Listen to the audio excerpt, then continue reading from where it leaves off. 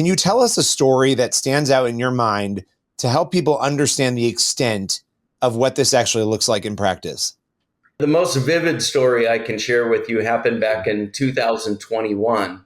In 2021, there were 9,191 Christians that were killed. And that number is very close to my heart because the one at the end of that number is a pastor who worked for our ministry.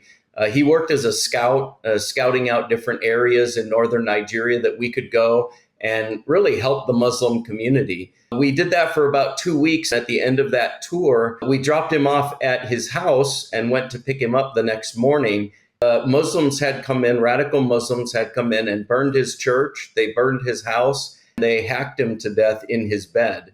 We found him that way the next morning. One of the best parts of that story is we went to go pick up his wife. While we were transporting his wife to go catch up with his body at our refugee facility, the whole time she was praying, God, open the hearts of the men who did this to my husband.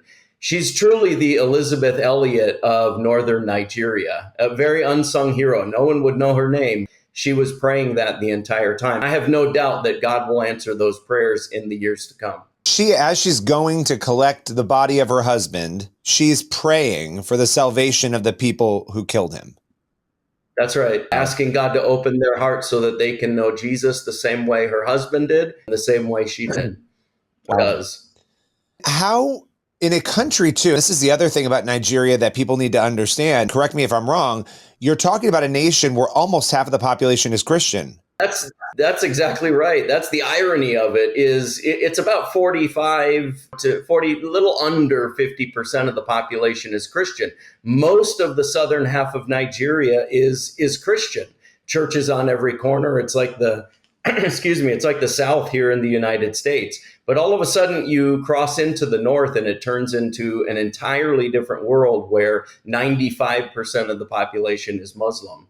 You look at that, you have to think, wow, how is it possible with so many Christians for this to happen? But there's obviously geographical areas that, like the North, that are controlled by some of these terrorist organizations and these groups. But it is remarkable because a lot of the persecution we see that's heavy in nations, they're in nations where you have 2%, 3% Christians. Nigeria is different. And not only is it different, it is the worst place, we can't emphasize this enough, to be a Christian in the world. You know, when you are doing the work you're doing, I would imagine it's exhausting, it is difficult, it's dangerous. What keeps you going?